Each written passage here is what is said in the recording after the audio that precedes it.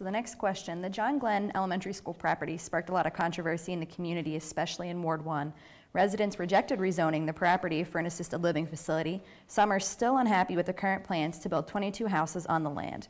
What proposal did you support? Is the plan to build 22 houses the right decision? Councilman Fraundorf, go ahead. This is quite interesting. Did I support that? Quite honestly, I voted against the Planning Commission's recommendation to build 22 homes, and I'll tell you briefly why. Number one, there were 9 conditions that were given by the Planning Commission that the developer had to fulfill. We went through 3 readings, which take 6 weeks, and probably the largest condition was an engineering study to see if the sewers could handle the capacity of an additional 22 homes. That was not done. I voted against it. Councilman Traffus voted against it, and the balance of council voted for it, so it was passed. So if we have an issue down the road, the city is going to have to take care of it. As far as the park is concerned, it needs to be a neighborhood park. There should not be a baseball diamond. It should be green space, and it should be a park that people can walk to. I'm totally against having a parking lot and organized sports in that little area. It's far too small. And we have a facility in North Park. We can put the T-ball and adult pitch or coach pitch baseball at North Park without any issue. And this space that we have at John Glenn will become a green space for that neighborhood. All right, Mr. Wallace? Well, it seems that the voters have spoken and the 22 homes have passed. And at the end of the day, that's still more money coming into Seven Hills. Those will be tax-paying families that are living and thriving in our city. As far as the engineering study with the peak flow and all that kind of stuff, I thought that the engineers had that all figured out. But I do agree with you, Councilman Fraundorf, that park needs to remain a green space and not a huge area for people to be able to drive there. It's close enough for people to walk and recreate and spend time with their families. All right, Mr. Kukral? You know, the reason why that first initiative to have the care center failed was because of a lack of transparency in government. And basically the councilman at the time was not up front. The current leaders that had control did not go up front and sell this correctly to the residents, and they dropped it in their lap. Right? And this is another point I have that's wrong with the cities. My opponent, Tim Snitzky, for example. Right? There are over 300 homes in our ward, I live in his ward, that are going to get sewers done. And we've known this since 2012. There's actually a cleveland.com article that talks about it. I've been to hundreds and hundreds of homes. I've yet to have a resident say, Tom has been to my house or given me any information about almost $15,000 estimated cost that's going to come. And all of a sudden, when this happens, you're going to get a $15,000 bill dropped in your lap. Transparency in this city is non-existent, and our residents deserve better. What I would have done is gone directly to them in 2012 and said, look, this is coming. You need to start saving money for this. And then help them keep the money and then organize a way for them to get together, share bids, do things like that. So that's why that initiative failed. All right. Councilman Snitzky, any thoughts on the John Glenn proposals and what you hope to see happen? He just brought up Hemlock Creek, so I'm going to have to talk about that because it's more germane to our ward. You know, they've been talking for 20 years about sewers. Sewers have been something that every homeowner has heard that has had a septic tank. When my dad bought the house in 1970, they said sewers were going to be there in 5 years. Everybody knows sewers are coming, and they've been coming forever. Well, they're coming now because we've done the engineering studies, and in order to keep the grant money, we have to put a shovel in the ground within the year, okay? So I went out and I've told everybody the 305 houses, I've distributed literature, what we know, when it's coming. We don't have an idea yet what it's going to cost. They're still trying to drive the grant cost money down, okay? You know, there's no way to give a good estimate right now, and that would be wrong to even throw a number out there at this stage of the game. I'm quoting cleveland.com article. All right, wait, hold on. All right, Councilman Snitzky, go ahead. Finish your last few statements. But, you know, the Hemlock Creek project's a big deal. I've been involved with it right from the beginning. I'm continually being involved with talking to the engineering department. And, you know, my experience in being that involvement and my experience in planning and zoning and economic development within the region, within the city, is going to be germane to how this all happens and how this all comes together. All right, Mr. Petro? Again, back to John Glenn. If you look at the history, the evolution of the John Glenn deal of how the administrations at that time just stood by and let that building close, that was a landmark in the neighborhood there that people were pretty upset with. And then to carry on with trying to put in a nursing home that the people evidently voted down, that it gets back to the, you know, the agenda, the bullying, the pushing, the non-transparency.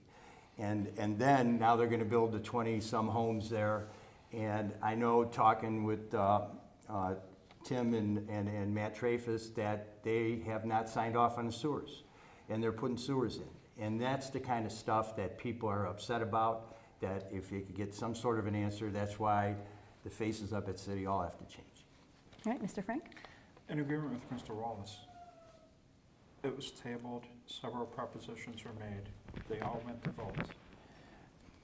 People of Seven Hills, the residents of Seven Hills, determined by their vote that they wanted a development.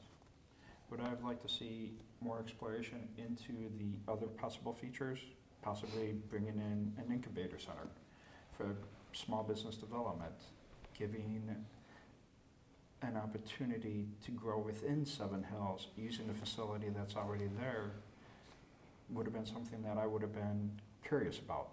I can't say what I would have done because I wasn't involved at that point in time, but the people of Seven Hills decided that they wanted the houses, and that's something that should be respected. You need to respect your residents.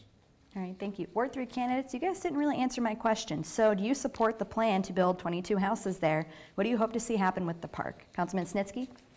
Well, you know, the John Glenn thing, and I do believe it passed fairly handily in Ward 3. Originally, when it came up, you know, we have the oldest population in the county. Okay, assisted living facilities seem like a natural to me. You've got a public facility that's been there. When you bought the houses, the school was there. You had a public facility there. To me, there didn't seem to be a big leap going from a school to another public, semi-public facility, one that did pay income and property taxes. Okay, the voters spoke, fine, they wanted housing. Most of the people that pushed for the housing have accepted the fact that the housing is the way to go. You know, it's going to be a wonderful development when it's all said and done.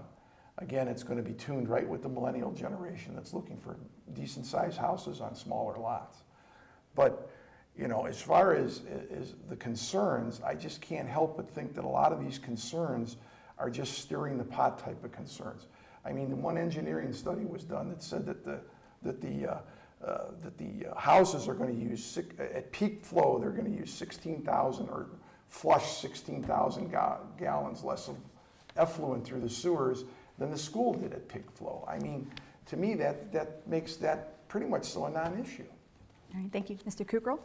Yeah, you know, this isn't our ward, but, you know, this is an issue that's affecting a lot of residents in the city. The residents decided what they wanted to do, and now we have to figure out what to do with that park. Now, as a former board member for the Seven Hills Baseball Federation, my children played their baseball games at the very tiny levels at John Glenn Park there.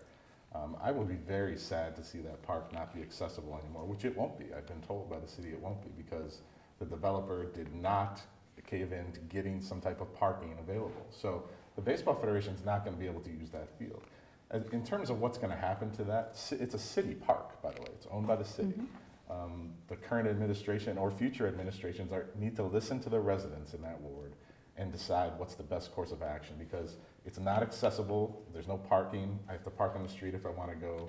So they need to figure out and listen to the residents. And that is, again, another problem the city has, just trying to bullying things and do things that they want to do and dropping it in residents' laps instead of just taking the customer, right? The customer and doing what they want to do.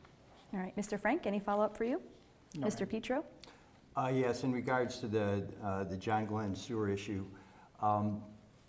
and Mr. Snitzky's talking about the peak water flow. The peak water flow is not the problem. The problem is the rain.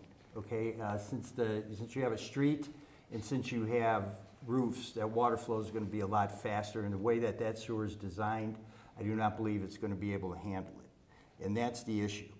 and I don't believe the study was done enough. I know for a fact, I was on that sewer committee for over 20 years. I know how that thing is built. The storm is on top of the sanitary, which is an issue, and the infiltration will come in because the water flow coming off rain is the one that will cause the problem. All right, Councilman Fraundorf? Well, I've already said that, you know, my reason for voting no for the 22 homes is not that I don't want to see 22 homes in there, but I think that we need to do it right up front. And if we don't cross the T's and dot our I's and make sure that the sewers can handle it, to make sure that, you know, rainwater is mitigated, to make sure that that the engineering studies have been done and verified, we're going to pay for that down the road. And that's why my insistence on, you know, do your homework, do your studies, and then give me a compelling argument why, you know, I should vote for this and why it's the correct thing to do. Now, as far as the park, I've already stated, you know, my personal feeling is, I've talked to the residents in Ward 2 that abut that park. They don't want a parking lot there. Winchester Oval is a cul-de-sac. Now, many people have lived there 40, 50 years. There's one woman that was the original homeowner, and they don't want to see trees cut down. They don't want to see a parking lot in there. So it has to remain as a neighborhood park, and that's the only alternative. All right, Mr. Wallace, anything? Good? Well, I agree with what Councilman Fraundorf is saying about the park specifically. All right, thank you.